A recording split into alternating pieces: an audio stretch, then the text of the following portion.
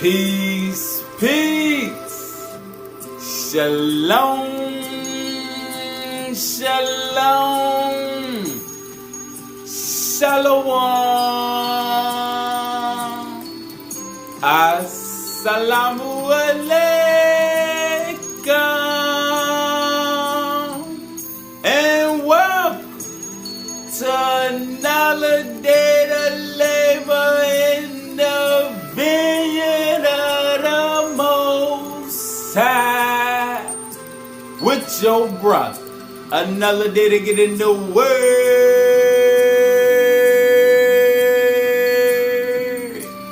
to see what the Most High got to say. And what we eating on today is soul reflections. Alright? And hopefully this help dismiss some of the false doctrines and to help elevate your soul beyond the carnal aspects of the teachings that only profit you temporarily. Alright? We're going to eat out of the cauldron. Out of the cauldron. So we can stay on the same page, growing internally. And we're going to start on page 12, the book of creation, verse 16. The earth is not for the pleasure of man, but is a place of instruction for his soul. A man more readily feels the stirrings of his spirit in the face of disaster than in the lap of luxury. The tuition of the soul is a long and arduous course of instruction and training. Page 20, chapter 7, verse 7. Herthou learned that the soul self is quickened by soul substance outflowing from the Godhead, from the hierarchy. That the strong soul is transformed and molded to the soul's desire. But the weak soul is not its own master. It is flabby, unstable, and is pulled into a state of distortion by its own vices. In the afterlife, there is unbounded joy for the entry of a noble soul. It will glow with splendor and stand out proudly. The mean soul of the wicked is dull-hued, dull-colored, twisted, and drab. And being drawn towards its own compatible state, it shrinks into the dark places. Alright, and you see it says drawn towards its own compatible state. Alright, so this isn't about God placing you here and there. When you leave out of the flesh, you're going to be drawn towards what you have planted within yourself. Alright, let's go to page 39, the book of Gleanings, chapter 2, verse 20. The spark of divinity in man generates inspiring dreams, which will ever lure him onward and upward. Yet, the road is long, the journey wearying and often unpleasant. Man has unnecessarily encumbered himself. He has enshrouded his spirit under a winding sheet of earthly passions. All right, and if you done read the Pistis Sophia, and when we be going through it, you see that that's her plight. That's why Jesus had to come give her a higher life power, because she realized she was drowning under the passions of her earth suit. All right, but she knew where she belonged, but the passions of the biotransducer subsystem, aka the flesh, was causing her to drown. With his great eye blinded by indulgence and vice, and his spirit corroded by corruption, his fallible senses only are left to him, and these deceive him, and to believe in the mortal vehicle is his total being.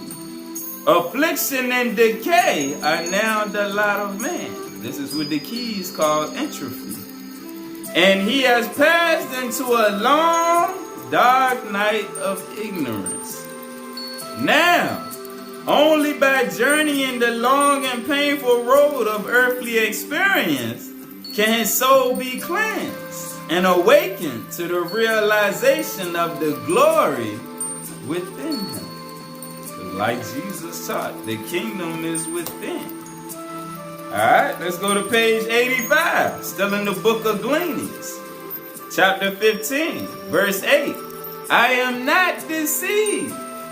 A life dedicated to me is not one preoccupied with worship. Alright, this is the God speaking, the Godhead speaking. I am not deceived. A life dedicated to me is not one preoccupied with worship. That is more the life of a coward, trembling before the unknown.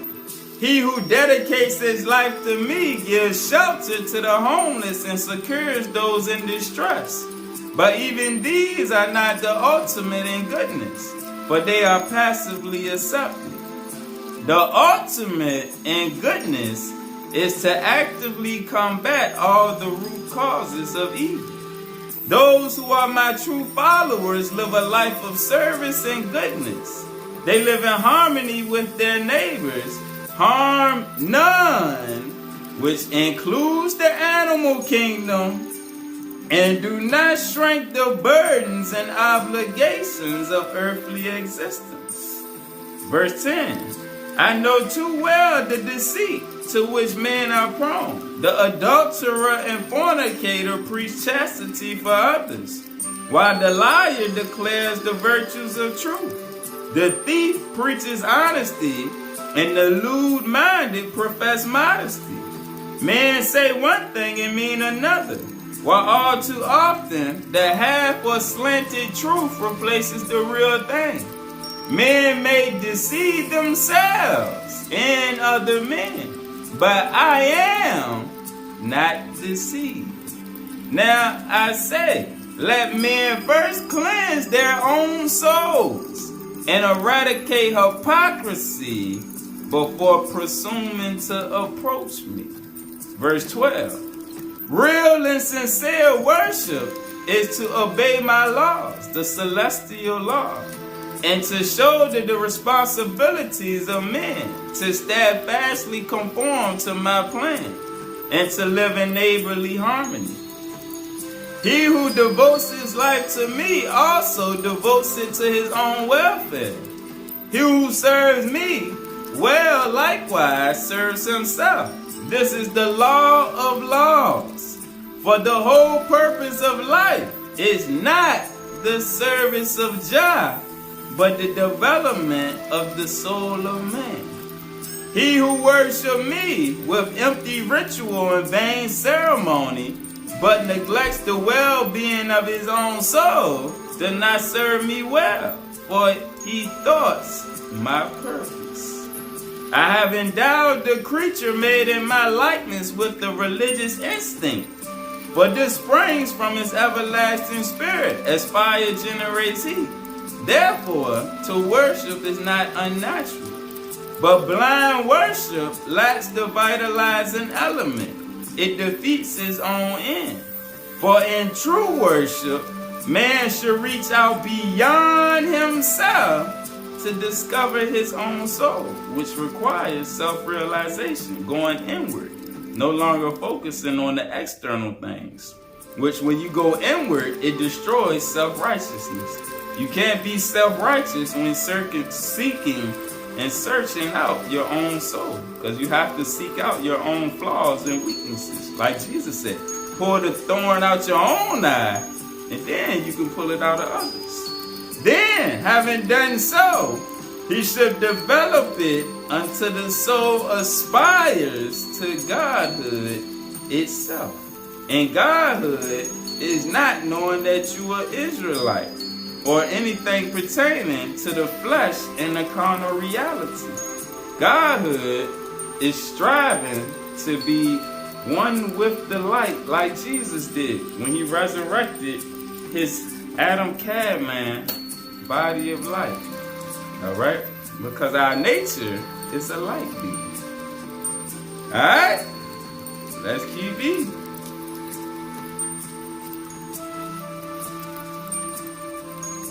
Let's go to page 87. Page 87. Still in the book of Gleanings. Chapter 15, verse 26. Men must nourish their spirit and sustain it with spiritual fare.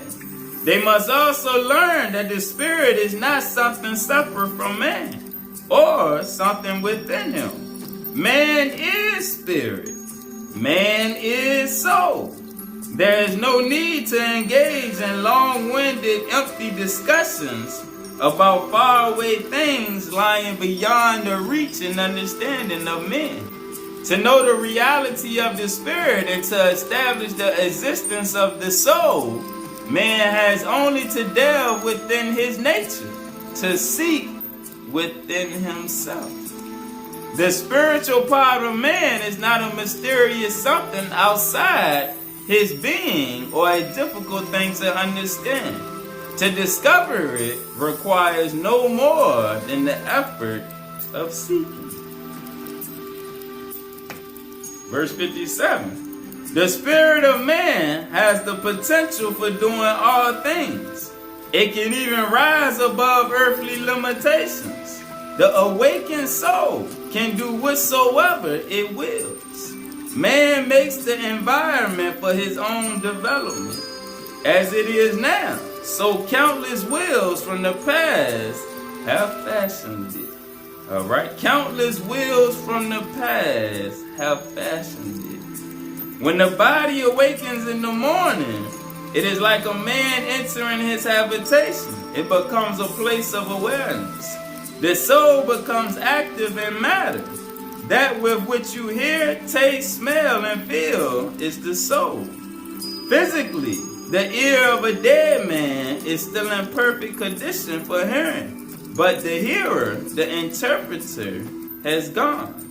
The eyes of a corpse are not blinded, but that which operated them is no longer there. So long as the soul looks outward only into the deceptive environment of matter and is satisfied with the material pleasures it finds there, and which its baser body finds compatible, it remains cut off from the greater realm of the spirit. It binds itself to matter, failing to find the greater pleasures always there in the silent depths of its being. Verse 60. The truly awakened soul is beyond carnal lust and mortal grief. His love is a light for all my creation. Man, woman, child, animals, all of creation. And thus, he shows supreme love for me. Remember the lesson we did on the love of the mother and the love of the father? Alright?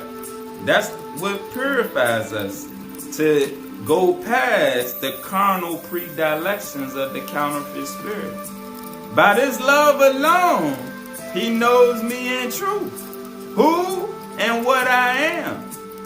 And knowing me in truth, he participates in my whole being. Those who seek union with me must first prepare a dwelling place for me in their hearts.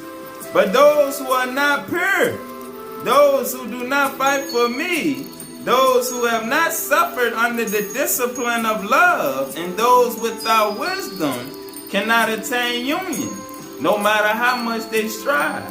I am the God of illumination. I am the God of enlightenment, and enlightenment brings illumination. Let's keep eating.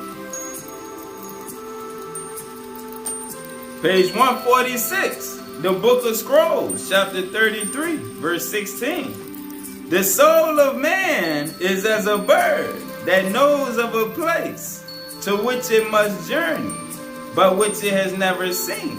Yet it departs on the appointed day. Men have gods in heaven and gods on earth, but heaven is for gods and earth for men. Thus did we write our own doom. In the secrets of the soul, it is written, the soul of man is not a small thing inside him, but wraps him about. It is greater than the boundaries of the lands of the reed and the lily, and reaches out beyond the stars. To live, man must believe in his soul. Belief comes not from outside teaching, but from listening to its whispers. Unbelief comes from stopping the ears to its murmurs. Read the sacred writings diligently, and hear the voice of the instructing master with receptive hearts, so you may furnish your soul with nourishment, and it shall not wither from any lack of sustenance. Now go to page 199, the Rolls of Record, chapter 11, verse 2. Our masters taught that the soul of man is the seed of a spirit implanted within the body of a beast. I remember 666, the mark of the beast. The beast is the flesh, because you are not the flesh. The flesh is your earthly vehicle for your soul to navigate and grow. Supreme One, above greatness, send down the refreshing waters of your wisdom, Sophia, and compassion upon my people, that the seed may be nourished within them, to spring to life in the land of light. If the seed wither within the body, or be consumed by the beast, consumed by the flesh, the carnality of the counterfeit spirit, we are condemned to the doom of everlasting nothingness. Meaning, you will not leave off the cycle of birth, death, and rebirth in the lower heavens in the flesh. Let none of my people suffer this, for even the most wicked among them will be missed by others in the region of eternal light. Page 211, the Reconstruction by Catarath, chapter 16. Verse 6, unless the soul of each man and woman is developed and disciplined by the restraints of spiritual and material decrees, it cannot rise above its earthly elements. As the earthly body must be kept fit by discipline and self-control, and become gross and weak through overindulgence or indifference, so is the spirit controlling the body required to exercise restraint. Verse 25, chapter 18. I recognize that my soul and body compete for the satisfaction of their separate desires. I know that each day the body dies a little, that every day it draws nearer to the dark shore. Therefore, I will follow the precepts of prudence, and each and every day will be a step forward in the awakening of my soul. I should not punish my true self for the sake of satisfying a decaying body.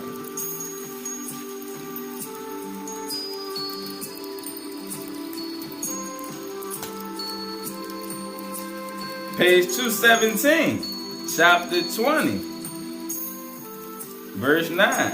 The soul must be wrought with the hard smiting blows of adversity and sorrow. It must be gently molded by the waters of humility and charity. It must be chased by understanding and patience. These are things which form a shape of harmonious beauty, but other things shape it in ugliness. These are falsehood and greed, deceit and malice, cruelty, and haughtiness, together with other evil qualities. Verse 11. These our ordinances are not made to provide for the comfort and ease of man, not even for his bodily welfare, but for the benefit of his eternal soul. Here, his soul is to be purged and quickened to life by the strong waters of wisdom, infused with the greatest amount of truth he can tolerate. Only by himself submitting his soul to our discipline can any man acquire benefit from our mode of life. Page 257, the Book of Manuscripts, chapter 21, verse 2. Consider from whence man came. His place of origin is like the clay pit, where men toil to dig the raw materials used by the potter. A piece of clay is dug out and separated. It comes from the darkness of the pit into the light of day. Even so is a man born. The clay is cast on the wheel to be turned. The wheel is life. The wheel spins and the soft clay is molded into shape. If the shape be good and pleasing to the eye, it will be kept and cherished. If it be ill-shaped, it is cast aside, discarded and unwanted, a useless thing. The potter is man, and the clay his soul. The wheel is life. Page 308. The Book of Morals and Precepts.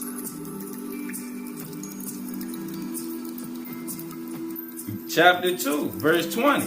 The true God neither rewards nor punishes, for he has established the law, whereby each man decrees his own fate. All right? And even in the keys, it teaches us. All right? It's not God that judges you. Your soul is judged against the law. All right? The law is set up for judgment.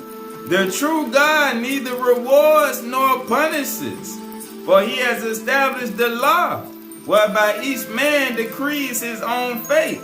The future destiny and circumstances of the soul are shaped in the earthly body. All right, and this is why you have to outgrow thinking about us, these people, that people, because it's an individual journey. All right, self-righteousness has to be eradicated. All right, and we're not in the Old Testament time frame no more. As you keep growing and learn, the true Israel is not the Old Testament Israel no more. It became the souls, the enlightened souls that followed the truth. All right, those are the true Israelites at the end of the cycle. It's no longer, you have in the keys, it explains it perfectly. All right, but as you keep, that's why I said the truth that you can handle, as you keep growing, your truth expands, which means your inner light, your Geometrian body, the light of your soul expands, and you outgrow all of the carnal limitations placed on your soul by previous time frames of teachings, because the teachings were set up in the order to where at the end of time, the same truth that was here in the beginning is going to be re-revealed. That's what Enoch and Metatron laid out in the keys with the Metatronic sciences, all right, that Enoch, as described, was given to give back unto man at the end of the cycle. So everything is taking us back inwardly so that we can reignite the light within. All right? Just like our big brother Yahshua. The future destiny and circumstances of the soul are shaped in the earthly body. When in the hour of its release, the soul takes flight, freed from its earthly container of flesh. It assumes the form molded by its desires. In that awesome day of reckoning, the wicked shall be revealed in hideous shapelessness, but the upright shall step forward in splendor. All right, you don't want to leave out the flesh thinking that you're going to be able to tell those angels coming to get you that you are Israelite and all of that, and you figured that out, that you was the chosen people, because we're not in the Old Testament time frame. All right, that's not benefiting you when you go to the other side. It's just setting you up for another cycle of reincarnation to figure out that you're a child of the light. You're a light being trapped in the flesh. All right, trapped by the passions of the flesh. Page 311, the Book of Morals and Precepts, chapter 3, verse 14. The soul is yours to fashion. It can be made radiant by goodness, beautified by virtue, and glorified by love.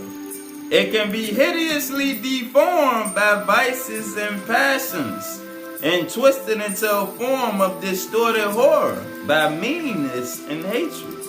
It cannot be valued too greatly, nor can it be handled too carefully. For it is your own true self, the reality, which is you. It is as virgin stone for you to cut and shape as you will.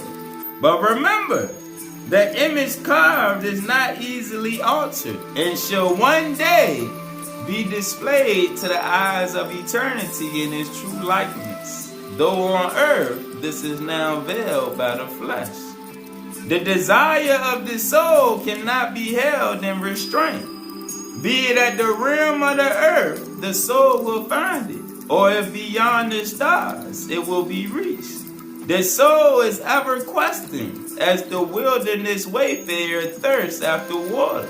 So does the soul long for knowledge. The gods of the north and south provide food for the body of man, but it is the God of all ages who provides sustenance for the soul. As the body has its particular foods which nourish it, so has the soul. As the body is impoverished by lack of proper sustenance, so is the soul. Mortal man may in the course of time forget his experiences, but within the soul they are retained forever. The soul is a hunter, and the quarry is truth. The weapons of the hunt are reason and experience. The years of the wrongdoer and he who walks in wickedness plant more wrinkles and scars on the face of the soul than on the face of the body. 21. The soul is bodiless within the body, everlasting among things that change and pass away. Man does not perceive his soul, because his senses face outward from the soul, towards earthly things with which it makes contact. So it is that only the most developed of men can close out the material things about them and turn their senses inward to perceive the soul. Verse 23. The earthly and wayward seek only after outward pleasures and the satisfaction of the body. They fall into the snare of disbelief in the soul, and the law decrees that disbelief shall be easy.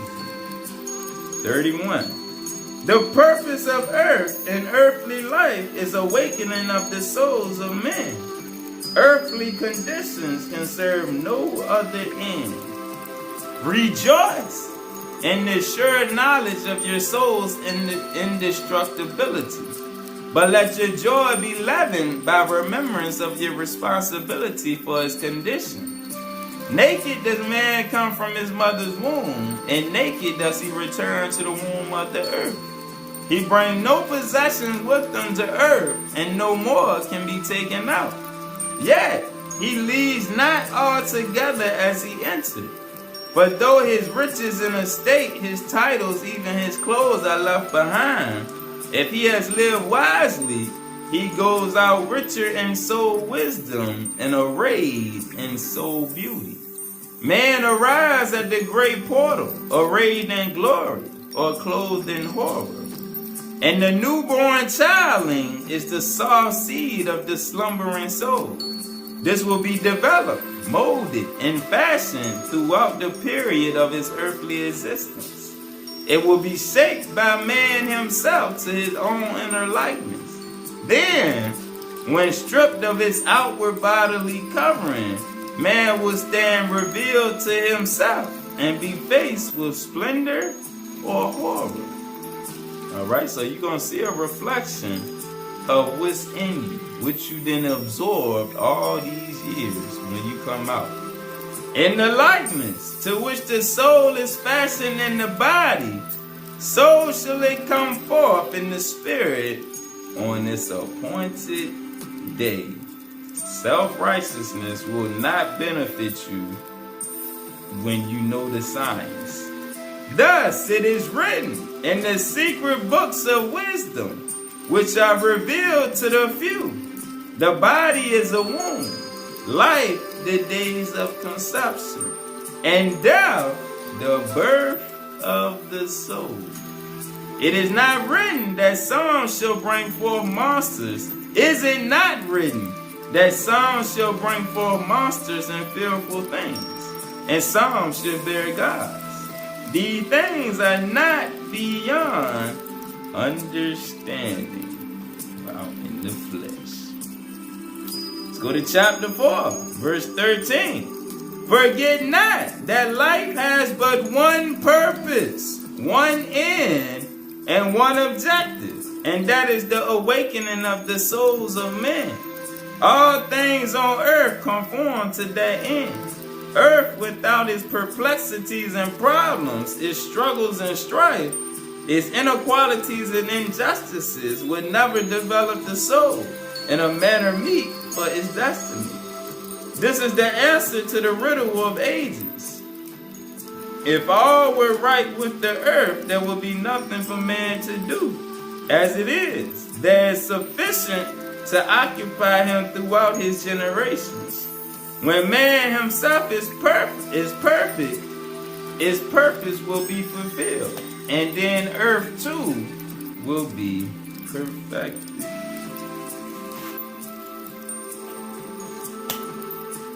Chapter 4, verse 48.